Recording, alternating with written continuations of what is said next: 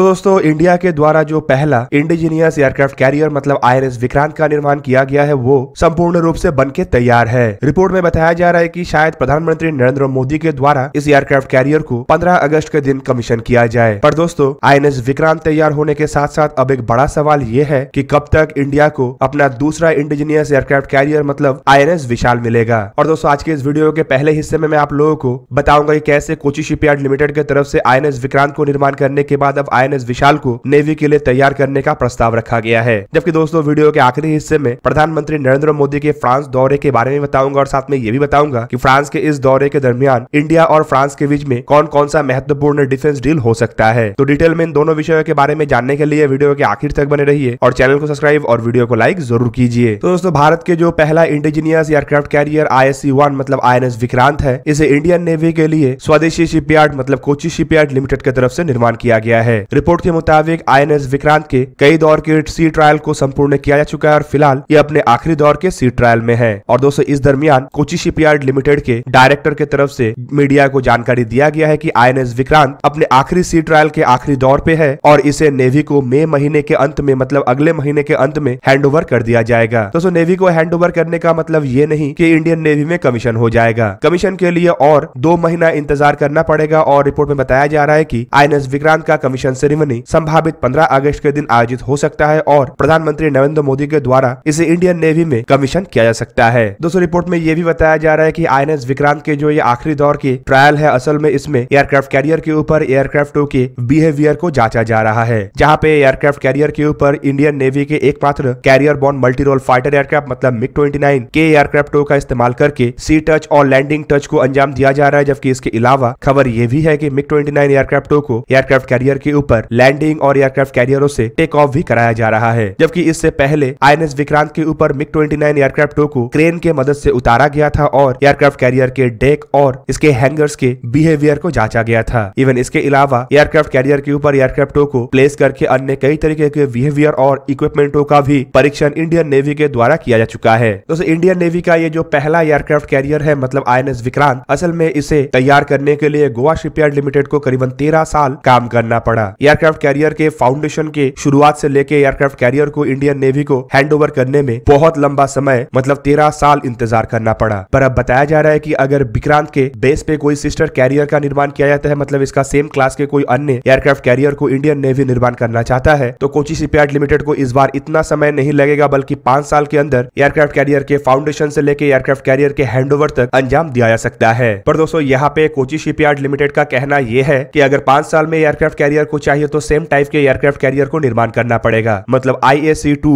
या फिर कहे तो इंडिजीनियस एयरक्राफ्ट कैरियर 2 45,000 टन के एयरक्राफ्ट कैरियर के आसपास अगर हुआ तो ये 5 साल में तैयार होगा। पर अगर इंडियन नेवी के पहले के प्लान को देखा जाए तो IAC-2 को 65,000 टन के भारी भरकम एयरक्राफ्ट कैरियर के रूप में डिजाइन करने का इरादा बनाया गया था और इसे INS विशाल भी नाम दिया गया था। पर हाल फिलहाल में रिक्वायरमेंट और फंड के कमी के कारण दूसरे एयरक्राफ्ट कैरियर के निर्माण के जो प्रोजेक्ट है वो एक तरीके से अनिश्चितता के अंदर है। जबकि कुछ मीडिया रिपोर्टों में बताया जा रहा है कि इस कारण से शायद एयरक्राफ्ट कैरियर को अब 65,000 टन के भारी भरकम एयरक्राफ्ट कैरियर के रूप में नहीं बल्कि 55,000 टन के एयरक्राफ्ट कैरियर के रूप में डिजाइन और डेवलप किया जाए, जो एक तरीके से कम फंड और कम समय में भी तैयार हो सकेगा और इंडियन नेवी के जो अति आवश्यक कैरियर का जरूरत है उसे भी पूरा कर सकेगा। दोस्तों कुछ साल पहले इंडियन नेवी को एयरक्राफ्ट कैरियर चाहिए या फिर न्यूक्लियर पावर अटैक सबमरीनों का आवश्यकता है, इसे लेके एक मीडिया कंट्रोवर्सी भी बना था। इवन कई अधिकारियों की तरफ से जहां पे एयरक्राफ्ट कैरियर को समर्थन किया गया था तो वहीं पे कई अधिकारियों का अधिकतम समर्थन इंडिजीनियस न्यूक्लियर पावर अटैक सबमरीनों की तरफ था। इस कारण से दूसरे एयरक्राफ्ट कैरियर के प्रोजेक्ट एक तरीके से अनिश्चितता के अंदर है। और दोस्तों अगर इंडियन नेवी दूसरे एयरक्राफ्ट कैरियर के प्रोजेक्ट को तेज रफ्तार से और कम समय पे बनाना चाहता है तो शायद INS विक्रांत के डिजाइन का ही इस्तेमाल किया जाए और इसमें थोड़ा बहुत मॉडिफिकेशन के साथ कोची शिपयार्ड लिमिटेड के प्रस्ताव के तहत एयरक्राफ्ट कैरियर के कॉन्सेप्ट को आगे बढ़ाया जाए। दोस्तों अब चलिए हम जानते हैं प्रधानमंत्री नरेंद्र मोदी के फ्रांस के दौरे के बारे में और इस दौरे के अंदर एक्सपेक्ट किए जाने वाले कुछ महत्वपूर्ण इंडिया और फ्रांस के डिफेंस डीलों के बारे में। तो दोस्तों फ्रेंच प्रेसिडेंट इमैनुअल मैक्रोन को दूसरे बार फ्रांस का प्रेसिडेंट चुने जाने के बाद अब रिपोर्ट में बताया जा रहा है कि प्रधानमंत्री नरेंद्र मोदी मई महीने के पहले हफ्ते फ्रांस के दौरे पे जा सकते हैं। असल में उनका ये जो दौरा है ये किसी एक देश का नहीं बल्कि उनके इस दौरे के दरमियान वो कई सारे देशों का विजिट करेंगे। पर दोस्तों इसमें सबसे महत्वपूर्ण विजिट है फ्रांस का, क्योंकि फिलहाल फ्रांस भारत का एक महत्वपूर्ण डिफेंस एलाई भी है और फ्रांस के द्वारा भारत को कई तरीके के डिफेंस इक्विपमेंटों का सप्लाई भी किया जा रहा है। ले ट्रिब्यून के हाल ही के एक रिपोर्ट में खुलासा किया गया था कि फ्रांस के द्वारा भारत को कुछ यूज्ड राफेल एम एयरक्राफ्टों को बेचने का तैयारी किया जा रहा है और प्रधानमंत्री नरेंद्र मोदी के इस दौरे के दरमियान फ्रांस की तरफ से भारत के सामने कई तरीके के डिफेंस डीलों के प्रस्ताव रखा जा सकता है। रिपोर्ट में बताया जा रहा है कि यूज्ड राफेल एम एयरक्राफ्टों को इंडियन नेवी को बेचने के ऑफर के अलावा फ्रांस के अधिकारियों के द्वारा भारत के अधिकारियों के सामने एयरफोर्स को एडिशनल राफेल एयरक्राफ्ट बेचने का ऑफर और नेवी को एडिशनल स्कॉर्पियन क्लास सबमरीनों को बेचने का ऑफर भी रखा जा सकता है। हालांकि प्रधानमंत्री नरेंद्र मोदी के इस 3 देशों के दौरे के दरमियान कोई महत्वपूर्ण या बड़े डिफेंस डीलों के ऊपर हस्ताक्षर करने की संभावनाएं फिलहाल कम है, लेकिन दोस्तों इस दौरे के दरमियान ऐसे डीलों के नींव रखा जा सकता है और चर्चा को किया जा सकता है। पर रिपोर्ट में बताया जा रहा है कि प्रधानमंत्री के फ्रांस के दौरे के दरमियान एक डील के ऊपर हस्ताक्षर होने का संभावनाएं काफी अधिक है और वो है फ्रेंच एयरफोर्स के इन फ्लाइट रिफ्यूलिंग एयरक्राफ्ट, क्योंकि इसे लेके हाल ही में ही मिनिस्ट्री ऑफ डिफेंस की तरफ से अप्रूवल भी दिया गया था। बताया जा रहा है कि भारत शायद फ्रांस से कम एक मिड एयर रिफ्यूलिंग एयरक्राफ्टों को हासिल कर सकता है। दूसरी तरफ दोस्तों इंडियन नेवी में जो फ्रेंच मेड स्कॉर्पियन सबमरीनों को शामिल किया गया है उसे हैवी वेट टॉर्पेडो से भी लैस करने के लिए फ्रांस और भारत के बीच में प्रधानमंत्री नरेंद्र मोदी के इस दौरे के दरमियान एक बड़ा चर्चा हो सकता है। इवन F-21 टॉर्पेडो को लेके एक डील भी हो सकता है। रिपोर्ट में बताया जा रहा है कि फ्रांस के नेवल ग्रुप की तरफ से निर्माण किया हुआ F-21 heavy weight torpedo scorpion class या फिर कहते कल्वरी क्लास सबमरीनों के आवश्यकताओं को पूरा कर सकता है और नेवल ग्रुप की तरफ से भारत में करीबन 30 ऐसे कंपनीज को भी आइडेंटिफाई किया गया है जो भारत में इन हैवी वेट टॉर्पेडो को निर्माण कर सकता है। जबकि दोस्तों इसके अलावा अफवाह एक ये भी है कि प्रधानमंत्री नरेंद्र मोदी के फ्रांस दौरे के दरमियान शायद फ्रांस के साथ भारत का इंडिजीनियस जेट इंजनों के डेवलपमेंट को लेकर चर्चा हो। दोस्तों यहाँ पे आपके जानकारी के लिए बता दूं कि AMCA एयरक्राफ्टों के लिए भारत एक इंडिजीनियस जेट इंजन का डेवलपमेंट करना चाहता है और हाल फिलहाल में ही खबर आया था कि भारत फ्रांस के सैफ्रॉन कंपनी के साथ मिलकर 125 किलोन्यूटन थ्रस्ट वाले एक ऐसा इंजन का डेवलपमेंट कर सकता है जो कि खाली AMCA नहीं बल्कि twin engine deck based fighter aircraft और Tejas mark 2 medium weight fighter aircraft के इंजन के रूप में भी भविष्य में इस्तेमाल हो सके। हालांकि इस तरीके के खबरों के बाद जब बोरिस जॉनसन की भारत के दौरा हुआ तब भी जेट इंजनों के डेवलपमेंट को लेके कई तरीके के अफवाह गर्म हुआ, जहाँ पे ये भी बताया गया कि भारत के फ्रांस के साथ नेगोशिएशन के अलावा ब्रिटेन के कंपनी रोल्स रॉयस के साथ भी नेगोशिएशन हो रहा है। बोरिस जॉनसन के दौरे के बाद ये भी खबर आया कि यूके की तरफ से भारत को कई तरीके के डिफेंस प्रोजेक्टों में मदद करने का भरोसा दिया गया है। और दोस्तों यहाँ पे आपके जानकारी के लिए बता दूं यूके और फ्रांस दोनों ही भारत के साथ जेट इंजनों के डीलों को करने के लिए इंटरेस्टेड है, क्योंकि दोनों देशों को ही पता है कि भारत के साथ किए गए डिफेंस डील लॉन्ग टर्म होता है और इनमें इन दोनों देशों को लंबे अवधि में फायदा होगा। हालांकि AMCA के इंजनों को लेके शायद ही हमें 2023 से पहले कोई बड़े खबर मिल सके, क्योंकि तब तक AMCA के CCS के क्लियरेंस मिलेगा और तभी हमें पता चल सकेगा कि भारत सैफ्रॉन और रोल्स रॉयस के बीच में कौन से कंपनी को चुनता है और अपने जेट इंजन का डेवलपमेंट करता है। पर प्रधानमंत्री के फ्रांस दौरे के दरमियान फ्रांस के द्वारा भारत के डेलीगेशन के सामने आवश्यक जेट इंजनों के डेवलपमेंट के प्रस्ताव को रखा जाएगा और अपने पक्ष को पेश करते हुए भारत के सामने नए ऑफर को भी रखा जा सकता है। तो दोस्तों कुल मिला के माना जा रहा है कि प्रधानमंत्री के फ्रांस के ये दौरा भारत के लिए कई तरीके के डिफेंस डीलों के द्वार को खोलेगा और कई तरीके के महत्वपूर्ण और नए डिफेंस डील भी दोनों देशों के बीच में होगा। तो दोस्तों ये था आज का वीडियो। अगर आपको वीडियो अच्छा लगा तो लाइक कीजिए और मेरे चैनल को सब्सक्राइब कीजिए और साथ में बना हुआ बेल आइकन को भी प्रेस कर दीजिए ताकि आप मेरा वीडियो देख पाए सबसे पहले। जय हिंद।